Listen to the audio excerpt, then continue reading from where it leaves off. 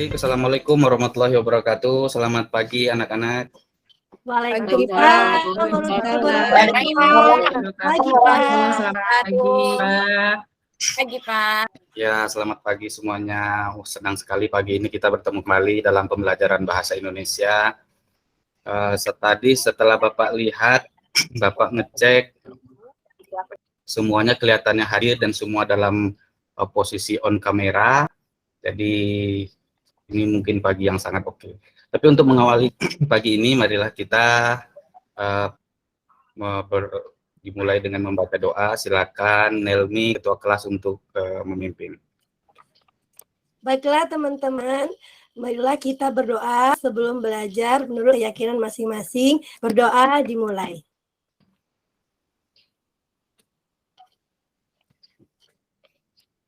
Berdoa selesai. Baik, Pak, pagi ini semua kelihatan cerah. Ada Ika Nurul, wajahnya sangat sumringah. Ada Desi. Suci juga kelihatannya sangat segar ya hari ini, Suci. Iya, Pak. Dan Pak. Suci lagi happy, Pak. Iya. Desi, minggu lalu kamu ikut festival nyanyi, katanya Desi. Apa hasilnya, Desi? Alhamdulillah, Pak. Juara 1, Pak. Wah, bagus. Keren. Jadi kalian bisa contoh ini, Desi. Kalau kalian punya potensi, punya hobi, itu bisa didalami dan itu bisa bahkan bisa memberikan keuntungan bagi kalian. Kita tidak tahu kan ke depan akan jadi apa. Hobi itu jangan dianggap sepele. Kalau kita seriuskan, itu bisa menjadi hal yang sangat tidak perlu Bapak absen ya, karena kelihatannya di di Zoom ini, di Meet ini semuanya on cam dan semua hadir. Jadi tidak perlu Bapak panggil satu persatu, dan sepertinya kita semua dalam kondisi siap untuk belajar. Jadi ya tidak masalah kita mengawali pembelajaran hari ini. Tapi sebelum kita mulai, minggu lalu kira-kira materi apa yang sudah kalian pelajari yang terakhir? Ada yang ingat? Iya, Pak. Ya, Suci. Minggu lalu kita belajar tentang surat lamaran kerja, Pak. Lamaran kerja, oh ya. Dan sudah Bapak cek hasil kerja kalian, alhamdulillah bagus. Memang ada 1-2 orang yang tidak sesuai dengan yang kita bahas kemarin, tapi tidak apa-apa. Mudah-mudahan itu bisa kalian perbaiki. Dan penilaian untuk surat lamaran kerja sudah Bapak upload di link yang sudah Bapak bagikan kemarin. Nah, untuk hari ini ada yang sudah membaca kira-kira materi apa yang akan kita pelajari hari ini? Ada yang sudah membaca? Ada, Pak. Ya, apa kira-kira itu, Siti? Ya, Pak. Saya materinya yaitu teks editorial, Pak. Nah, ya. Apa yang dapat kamu pahami sesudah kamu baca itu, Siti? Teks editorial yang menurut saya, yang sudah saya baca, pengertiannya adalah teks editorial itu merupakan opini yang ditulis redaksi. Iya, bagus sekali, Siti. Kita belum mulai belajar tentang teks editorial, tapi Siti sudah lebih dulu. Nah, itu tadi kalau kalian hobi membaca, seperti yang dikatakan Suci tadi, kalau kalian hobi membaca, kalian sebenarnya sudah selangkah dibanding teman-teman kalian yang lain, seperti Siti contohnya. Dia sudah membaca, kita baru belajar baru hari ini kita akan belajar teks editorial, tapi Siti sudah membacanya lebih awal. Artinya Siti sudah lebih siap untuk belajar hari ini. Baik, Bapak akan tampilkan apa yang akan kita laksanakan hari ini. Mudah-mudahan kita semua bisa mengikutinya dari awal sampai akhir. Nah, sebelum kita mulai pembelajaran, ada beberapa pertanyaan yang mungkin untuk saat ini belum bisa kita jawab, tapi setelah pembelajaran ini selesai, pertanyaan-pertanyaan ini harus bisa kalian jawab. Pertama, apa teks editorial itu? Jadi tidak perlu kalian jawab sekarang, kalian simpan pertanyaan ini, kalian catat pertanyaan ini, ketika kita selesai, kalian jawab sendiri. Kalau kalian bisa menjawabnya, berarti kalian sudah sampai kepada tujuan pembelajaran yang kita targetkan hari ini. Kalau belum, ya berarti kalian harus bisa meningkatkan. Yang pertama tadi, apa teks editorial? Yang kedua, siapa yang menulis teks editorial? Lalu kemudian, apa isi teks editorial? Dan yang terakhir ini, apa saja bagian-bagian teks editorial. Ini sengaja Bapak lingkari karena ini bisa jadi tidak akan saya bahas di sini, bisa jadi nanti kalian yang akan membahasnya sendiri. Kalau yang lain kita diskusikan bersama. Nah, baik, jadi di sini Bapak sampaikan bahwa kita akan belajar dengan menggunakan model pembelajaran investigasi kelompok berbasis proyek. Apa itu pembelajaran investigasi berbasis proyek? Nanti kalian akan tahu setelah menyelesaikan tahap demi tahap. Jadi, schedule kita untuk langkah pembelajaran proyek kita ada sekitar 5 kegiatan. Pertama, yang akan kita laksanakan, kita akan membahas tentang isi teks editorial.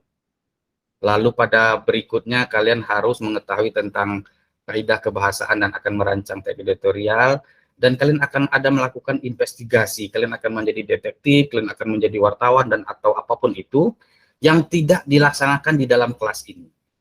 Kalian akan melakukan berkelompok setelah pertemuan kedua dan sebelum pertemuan keempat.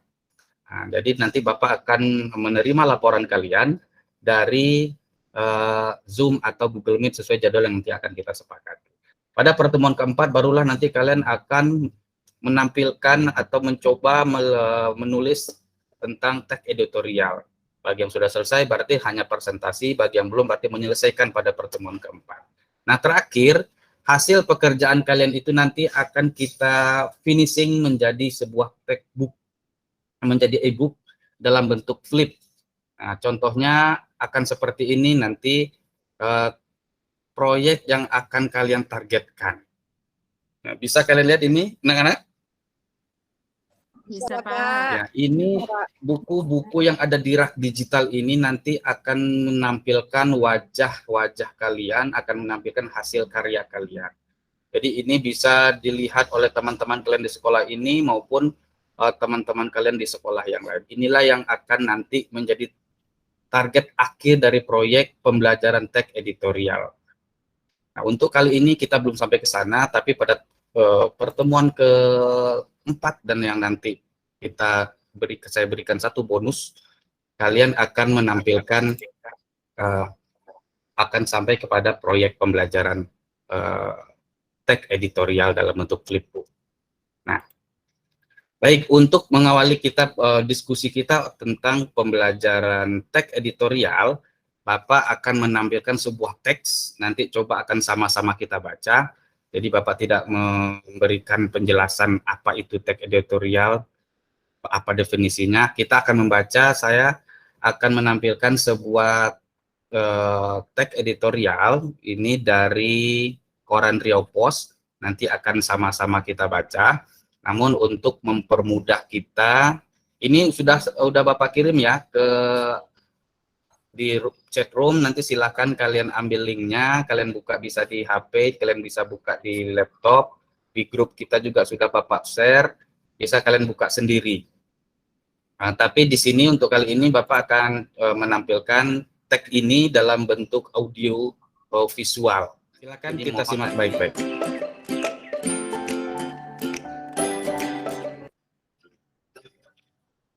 Setiap tanggal 17 Mei diperingati Hari Buku Nasional, Harbuknas. Namun kini buku punya tantangan tersendiri terkait minat baca. Apa itu? Internet. Buku dan internet ini menjadi perenungan saat memperingati Hari Buku Nasional, Harbuknas, baru-baru ini. Tujuan peringatan Harbuknas antara lain untuk memacu minat baca masyarakat Indonesia sekaligus menaikkan penjualan buku. Namun, tujuan memacu minat baca buku memperoleh tantangan dari kemudahan internet. Pasalnya, aktivitas berinternet menenggelamkan minat baca buku tersebut. Baik, anak-anak, demikian tadi penampilan audio visual dari sebuah teks editorial. Tadi bisa kalian baca dengan baik ya, bisa kalian dengar dengan baik tulisannya? Bisa, Pak. Bisa, Pak. Bisa. Ini nanti yang akan kita diskusikan bersama. Kalian pernah membaca teks editorial sebelumnya, sebelum di kelas ini? Sudah ya, selain Siti? Belum, Pak. Belum, Pak. Belum, dan ada yang belum. Bagi yang belum, berarti ini kesempatan pertama kalian untuk membaca teks editorial. Bahkan langsung kita membahasnya. Sebenarnya apa sih teks editorial itu? Tadi Siti sudah mengatakan teks editorial itu adalah opini yang ditulis oleh redaksi. Oke, baik, kita sudah tahu penulisnya. Yang menulis redaksi, berarti orang yang dari media itu yang menulis. Kalau medianya Riopos, berarti redaksi Riopos yang menulis. Kalau tampilnya di media Indonesia, berarti redaksi media Indonesia yang menulis. Nah, kali ini tadi kita sudah menampilkan sebuah teks editorial dari koran yang ada di daerah kita, yaitu koran Riopos. Nah, ini tampilan teksnya. Sekarang kita bahas bersama. Sebenarnya apa sih yang diberitakan atau yang diinformasikan dari sebuah teks editorial? Jadi silakan kalian resapi lagi, Bapak beri waktu beberapa saat, mungkin sekitar 1 menit lagi untuk tambahan. Silakan kalian perhatikan dengan baik, mulai dari awal dari paragraf pertama. Mungkin kalian perlu memperhatikan paragraf pertamanya, apa yang ditampilkan sebenarnya oleh berita atau informasi di teks editorial ini. Baik, semua sudah siap kita diskusikan? Sudah, Pak. Kita selesai membaca semuanya. Ya, Pak. Nah, yang pertama yang akan kita cari tahu adalah sebenarnya tema apa sih. Kalau di cerpen itu mungkin tema. Tapi kalau di teks editorial ini, tema itu lebih ke arah apa masalah yang diangkat dalam teks editorial ini. Kira-kira siapa yang bisa memberikan pendapat apa yang ada, masalah apa yang ditampilkan oleh teks editorial yang tadi? Saya, Suci Pak. barangkali? Ya, Pak. Ya, silakan. Nah, masalah yang diangkat dari redaksi yaitu pertama, minat membaca buku masyarakat dikalahkan oleh minat berinternet. Yang kedua, penerbit kesulitan menjual buku. Itu, Pak, menurut pendapat saya. Oke, bagus sekali Suci. Nah, Suci tadi sudah mendapatkan intisari di dalam teks itu setelah membaca kita tadi beberapa menit, kurang lebih 3-5 menit kita membaca. Masalah yang ditampilkan oleh teks editorial tadi itu adalah ada dua. Yang pertama tentang minat membaca buku masyarakat dikalahkan oleh minat berinternet. Dan masalah yang pertama ini pada akhirnya menimbulkan masalah yang kedua, yaitu penerbit kesulitan menjual buku. Masalah pertama sudah bisa kita ambil. Jadi yang kita bahas sekarang ini adalah isi dari teks editorial yang diawali dengan masalah yang diangkat. Dalam teks editorial, setiap masalah itu yang ditampilkan oleh redaksi selalu didasari oleh fakta. Jadi dalam teks editorial itu ada pendapat dari redaksi, biasanya itu menampilkan masalah. Namun di belakang masalah itu, redaksi juga menampilkan beberapa fakta, beberapa data. Nah, coba kalian perhatikan lagi di dalam teks editorial tadi. Selain masalah yang sudah ditampilkan seperti dijawab oleh Suci tadi, kira-kira fakta apa yang mendasari redaksi mengungkapkan masalah? Oke, untuk yang kali ini silakan siapa yang bisa memberikan gambaran 1 poin saja, atau 2 poin, atau kalau bisa seluruh poin tentang penggunaan internet di dalam teks editorial yang tadi. Kira-kira fakta apa yang mendasari redaksi? Silakan, Anggun barangkali. Ya, Pak. Saya, Pak. Ya, silakan Anggun.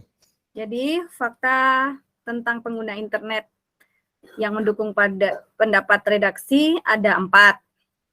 Ya, apa saja Anggun? Pertama, jumlah penduduk Indonesia 274,9 juta jiwa, pengguna internet 202,6 juta jiwa. Artinya ada 73,7%. Oke. Kemudian yang kedua, menghabiskan 8 jam 52 menit per hari berinternet. Ya. Fakta yang ketiga, 170 juta jiwa orang Indonesia pengguna aktif media sosial. Dan fakta yang keempat adalah menghabiskan waktu 3 jam 14 menit bermedsos. Benar sekali apa yang kamu jawab. Ada fakta yang tentang penggunaan internet di Indonesia. 73,7% orang Indonesia itu menggunakan internet. Dapat kita bayangkan nyaris seluruh orang Indonesia, mungkin ini sisanya ini orang yang balita atau barangkali lansia yang tidak menggunakan internet. 73% itu angka yang sangat besar. Dan rata-rata orang Indonesia itu menghabiskan 8 jam sampai 9 jam. Tapi ada banyak fakta di dalam. Selain fakta tentang berinternet, ada fakta lain. Karena di sini mereka menyinggung tentang minat baca dan ada kaitannya dengan penggunaan internet masyarakat Indonesia. Berarti tadi ada data tentang, ada fakta tentang internet. Selanjutnya sudah pasti akan ada data tentang minat baca. Nah, coba kalian perhatikan lagi teksnya dengan seksama. Ada tidak fakta-fakta yang mendasari argumen redaksi tentang minat baca? Mungkin bisa ada beberapa poin di sana. Silakan bagi yang bisa memberikan jawaban. Nova barangkali? Atau ada yang lain? Apa fakta? Ya, silakan. Siapa yang akan memberikan pendapat fakta apa tentang minat baca yang ada dalam teks editorial yang kita baca tadi? Saya, Pak. Saya, Pak. Oke, Saya jawab ya, Pak. Ya, silakan. Apa fakta tentang minat baca yang mendukung pendapat redaksi? Itu ada 3. Yang pertama, data UNESCO, minat baca masyarakat Indonesia hanya 0,001%. Artinya, dari 1.000 orang Indonesia, hanya 1 orang yang rajin membaca. Yang ketiga, Indonesia peringkat ke-60 dari 61 negara soal minat membaca. Iya, Itu Pak yang bisa saya jawab, Pak. Ya, bagus. Yusneli, kamu semakin hari kayaknya perkembangan pembelajaran kamu semakin oke, semakin bagus. Ya, apa yang kamu jawab itu benar. Itu adalah data-data yang terkandung di dalam teks editorial yang kita baca tadi. Apa datanya? Ternyata dari 1.000 orang Indonesia hanya 1 orang yang rajin membaca. Nah, tentang perbukuan, tentang penerbitan buku yang ada dalam teks editorial, coba kalian perhatikan sekali lagi. Kalian inventarisir, ada tidak data yang ditampilkan, atau tidak fakta yang ditampilkan oleh redaksi tentang penerbitan buku, apa saja. Silakan kalian perhatikan. Baik. Ada, Pak. Sudah bisa ditemukan? Sudah, Pak. Oke, silakan yang ingin memberikan pendapat. Desi, barangkali? Ya. Fakta tentang penerbitan buku yang mendukung pendapat redaksi itu, yang pertama itu, Pak, Iya. 58,2% penerbit mengalami penurunan penjualan melebihi 50% dari biasanya. Iya. Yang kedua, 29,6% penerbit mengalami penurunan penjualan 31 sampai 50%. Yang ketiga, 8,2% penerbit turun 10% sampai 30%. Dan yang terakhir, yang keempat, 4,1% penerbit dengan kondisi penjualan relatif sama dengan hari-hari biasanya, Pak. Oke, baik Desi, bagus sekali. Berarti kamu menemukan ada 4 data Ada ya, 4, Des, di dalam. Iya, benar, Pak. Oke, ada 4. Nah, Ada baik 4 di sini secara keseluruhan bisa dikatakan bahwa penerbit itu mengalami kebangkrutnya. Di dalam teks editorial itu ada tidak hanya menampilkan masalah, tidak hanya menampilkan pendapat redaksi berdasarkan data yang ada, tapi juga menampilkan solusi. Coba kalian perhatikan lagi di teks editorial tadi. Apakah semua yang ditampilkan oleh redaksi itu hanya menampilkan masalah, hanya menampilkan argumen-argumen, atau ada mereka selipkan solusi di dalam itu? Coba kalian amati lagi, Bapak beri waktu kalian beberapa saat, amati kembali. Ada tidak solusi yang ditawarkan? Atau mereka redaksi hanya menyampaikan masalah tanpa memberikan solusi? Hanya berkuar-kuar tentang masalah, tapi mereka tidak memberikan jalan keluar. Coba kalian perhatikan. Oke, baik. Sudah ketemu? Ada, Pak. Oke. Silakan, Siti. Apa solusi dari redaksi kira-kira dalam teks editorial itu? Ya, di dalam teks editorial itu saya menemukan beberapa solusi. Di antaranya, yang pertama, pelaku perbukuan menerbitkan e-book. Ya. Yang kedua, kampanye minat baca lewat internet. Yang ketiga, pilih duta baca dari pegiat medsos yang memiliki jutaan follower. Baik, bagus sekali Siti. Ya, betul. Walaupun itu terselip sedikit, kamu bisa menemukan solusi yang ditawarkan redaksi. Karena tidak bagian dari solusi ini adalah bagian kecil saja di dalam teks editorial. Teks editorial itu banyak, tapi rata-rata isinya didominasi oleh argumen. Jadi kita harus mempunyai kejelian, mempunyai ketelitian untuk melihat mana sebenarnya yang menjadi solusi dari redaksi. Tadi Siti sudah menemukan, mungkin beberapa yang lain juga sudah menemukan bahwa yang dikatakan solusi menurut Siti tadi pertama adalah pelaku perbukuan harus menerbitkan e-book.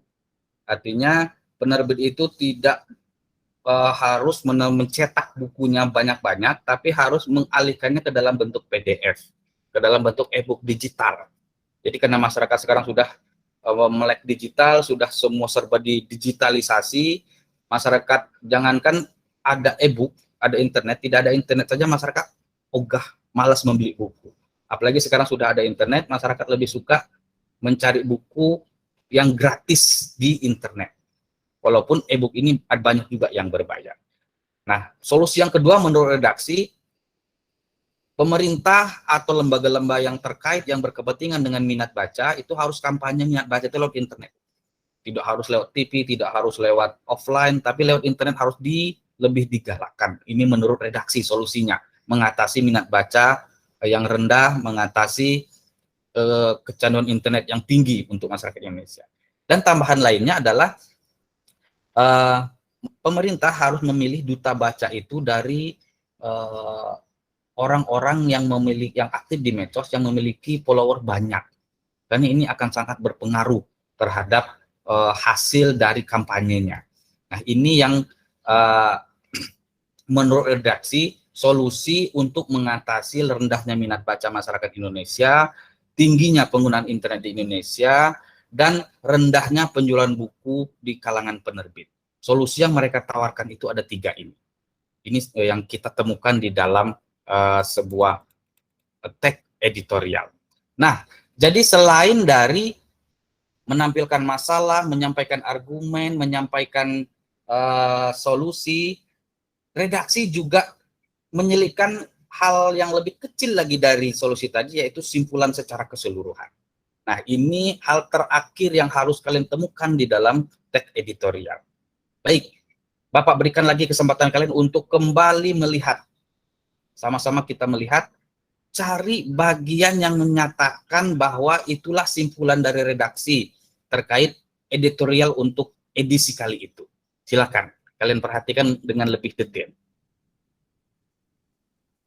Baik, sudah bisa kalian temukan apa simpulan dari redaksi tentang masalah yang mereka tampilkan? Sudah, Pak. Sudah, oke, baik. Coba Wulan, apa simpulan dari redaksi tentang masalah yang mereka angkat?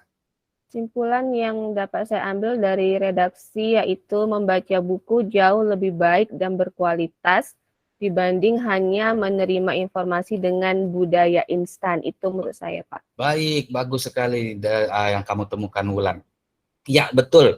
Itu adalah simpulan yang bisa kita temukan di dalam teks editorial. Dan biasanya simpulan ini tersurat, ya, tidak tersirat.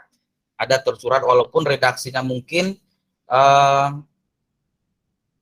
berbeda dengan apa yang kita pahami, tapi intinya bisa kita ambil dari teks yang ada di dalam teks editorial. Jadi simpulan dalam teks editorial yang diangkat dari Riopos untuk kali ini adalah membaca buku jauh lebih baik dan berkualitas dibanding hanya menerima informasi dengan budaya instan. Yang mereka maksudkan adalah dibanding membaca informasi-informasi dari medsos yang validitas informasinya tidak bisa dijamin, itu lebih baik membaca buku dari buku. Membaca buku itu jauh lebih berkualitas, karena kalau buku biasanya buku-buku tertentu itu penulisnya sudah pasti berkompeten, sudah pasti kredibel dan menguasai bidangnya. Kalau di medsos kita tidak bisa jamin siapa yang menulis. Kadang orang yang tidak tahu sama sekali bisa menampilkan hal yang sangat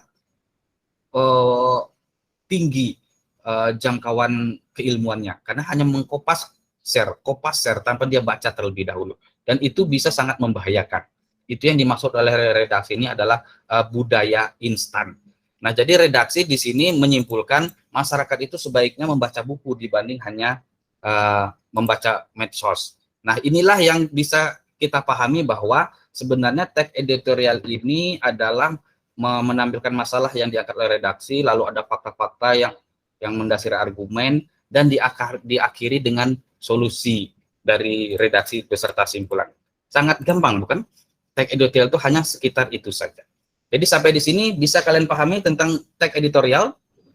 Bisa, Pak. Bisa, Pak. Bisa, Bisa, Pak. Pak. Oke, kalau bisa akan kita coba sejauh mana kita bisa memahami tag editorial ini terkait isinya. Tadi kita sudah diskusikan bersama, kali ini kita akan bekerja di dalam kelompok. Jadi silakan kalian nanti akan break room kembali ke kelompok masing-masing. Akan saya berikan satu buah tag editorial, silakan kalian simak. Nanti kalian akan mempresentasikan masalah apa yang ditampilkan oleh redaksi, argumen apa yang mereka sampaikan, solusi apa yang mereka sarankan, dan bagaimana simpulannya. Hanya 4 itu, masing-masing kelompok nanti akan saya acak untuk menampilkan isi dari tag editorial. Baik, Bapak tampilkan tag editorial, dan untuk membaca di dalam bentuk PDF, linknya sudah Bapak bagikan. Ini Bapak tampilkan teks editorial dalam bentuk audio visual. Silakan kalian simak dengan baik.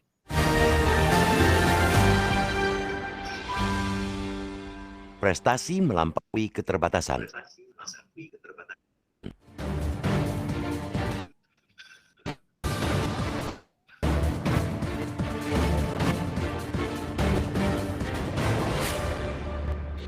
Keterbatasan fisik bukanlah akhir dari segalanya. Keterbatasan fisik bukan pula penghalang untuk menghasilkan karya dan prestasi. Kalimat-kalimat indah seperti itu kembali mendapat pembuktian dari ajang ASEAN Para Games atau APG 2022 yang kini sedang digelar di Surakarta, Jawa Tengah. Capaian atlet penyandang disabilitas Indonesia di APG 2022 patut menjadi inspirasi sekaligus kebanggaan kita semua. Mereka menginspirasi karena semangat yang tak pernah mati untuk terus menggapai sesuatu yang melampaui keterbatasan mereka. Membanggakan karena prestasi yang ditorehkan terbukti bukan prestasi kaleng-kaleng. Meskipun belum sampai ujung penyelenggaraan, kontingen Indonesia di perhelatan olahraga Paralimpik multi cabang Asia Tenggara itu dipastikan bakal keluar sebagai juara umum karena perolehan medali sudah tidak terkejar negara lain.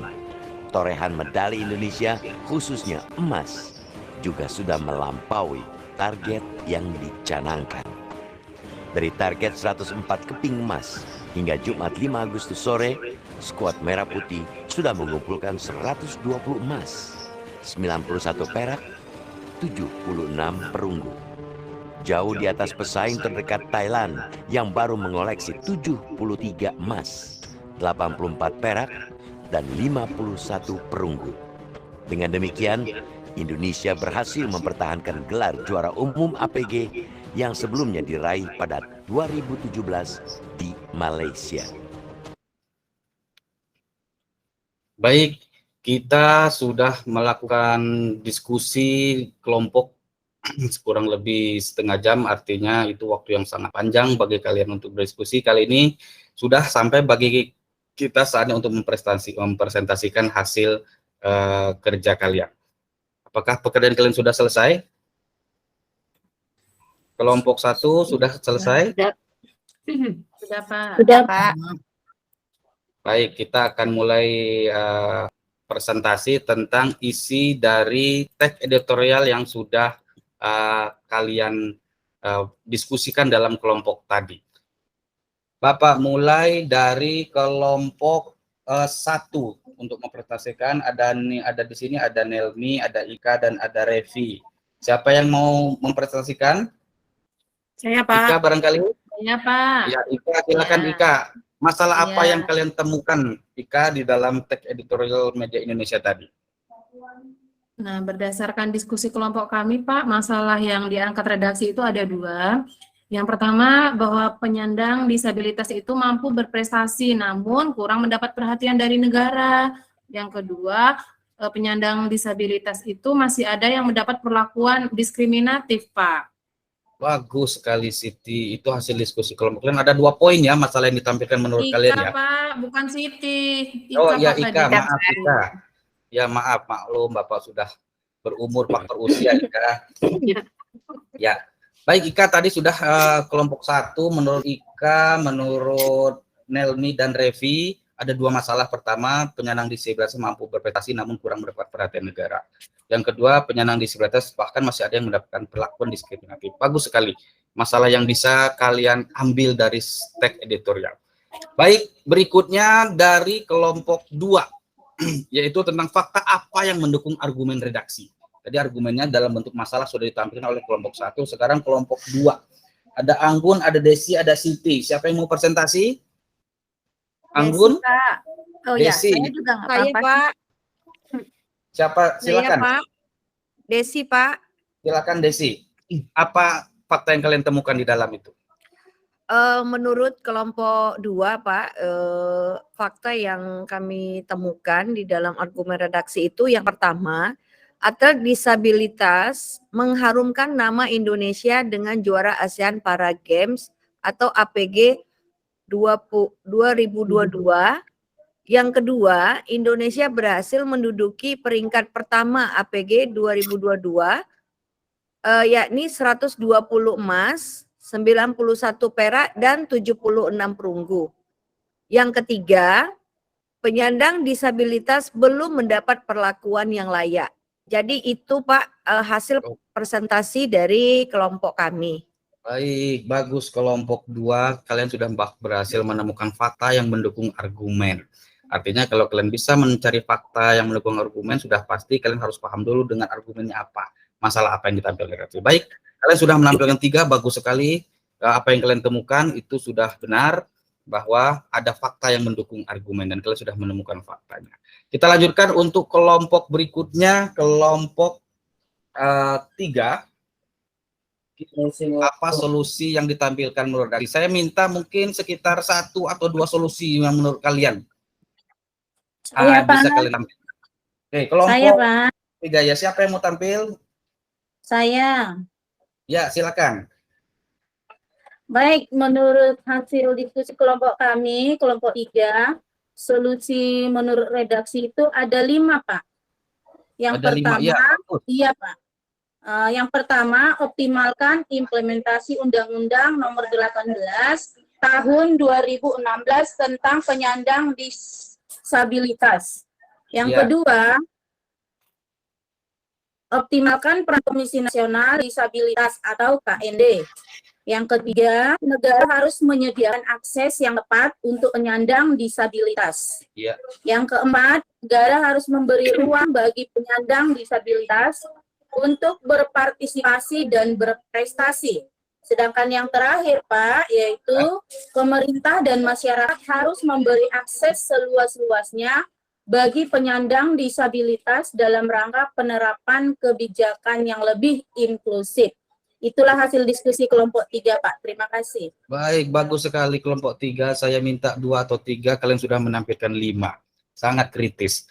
Ya, kelompok 3 sudah menampilkan ada 5 solusi yang ditawarkan redaksi untuk mengatasi permasalahan yang mereka kemukakan. Baik, bagus sekali. Kita lanjut ke kelompok berikutnya tentang apa simpulan dari redaksi tentang editorial tersebut. Kelompok terakhir ada Suci, ada Yusmaneli, dan ada Naomi. Silakan siapa yang mau mempresentasikan? Saya, Pak. Oke, silakan. Baik, Pak. Menurut kelompok kami, ya, simpulan redaksi dalam teks editorial itu ada 2, Pak. Ya. Yang pertama, prestasi tinggi bukanlah monopoli mereka yang tidak punya kecacatan fisik. Yang kedua, ketika diberdayakan dengan baik, penyandang disabilitas tidak hanya akan mandiri, tapi juga mampu menoreh prestasi tinggi. Itu hasil diskusi kami, Pak. Bagus sekali, Nelly. Untuk hasil dari diskusi kalian sudah menemukan 2 poin simpulan. Bagus sekali. Memang pada akhirnya isi secara keseluruhan dari teks editorial itu bisa kita baca di bagian simpulan. Mereka beranggapan bahwa prestasi tinggi bukanlah monopoli orang yang tidak punya kecacatan fisik. Dan penyandang disabilitas jika diberdayakan juga bisa tidak hanya mandiri, tapi juga mereka bisa berprestasi. Dan itu dibuktikan pada ASEAN Para Games kemarin, atlet APG itu berhasil membuat Indonesia harum dengan menjuarai kegiatan 4 tahun sekali itu. Bagus sekali, kalian sudah menemukan kesimpulan, artinya kalian sudah berhasil menemukan isi dari teks editorial, mulai dari apa masalah yang ditampilkan redaksi, bagaimana cara redaksi menyampaikan argumennya, bagaimana cara redaksi menyampaikan kesimpulannya, dan bagaimana cara redaksi menyampaikan solusi, dan terakhir bagaimana cara redaksi menyampaikan kesimpulan. Bisa kalian pahami isi dari teks redaksi sampai di sini, isi teks editorial? Bisa, Pak. Bisa, Pak. Berarti kalian sudah berhasil menjawab pertanyaan-pertanyaan seperti yang kita sampaikan pada awal tadi.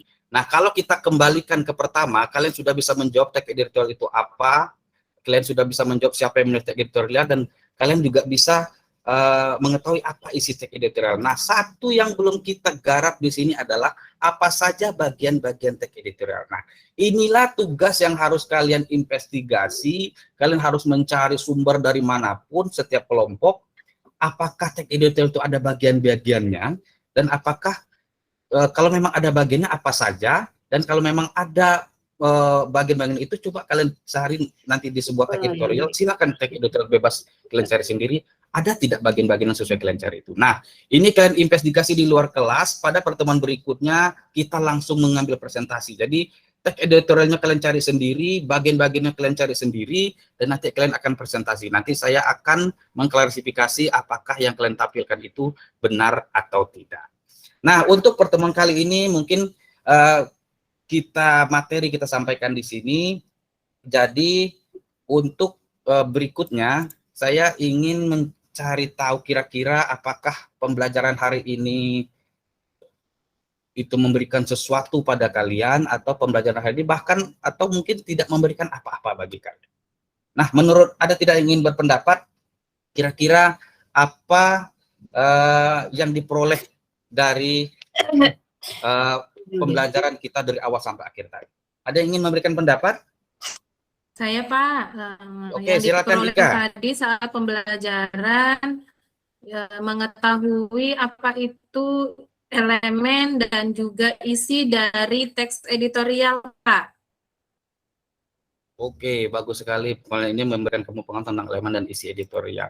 Nah, apakah pembelajaran hari ini mudah berjalan begitu saja, atau mungkin ada hal yang menyulitkan kita? Nah, ada yang ingin bisa memberikan pendapat apa yang paling menyulitkan dalam pembelajaran kita kali ini? Nova mungkin? Iya, Pak, yang menyulitkan dalam pembelajaran ini menurut saya yaitu mengidentifikasi argumen redaksi, Pak.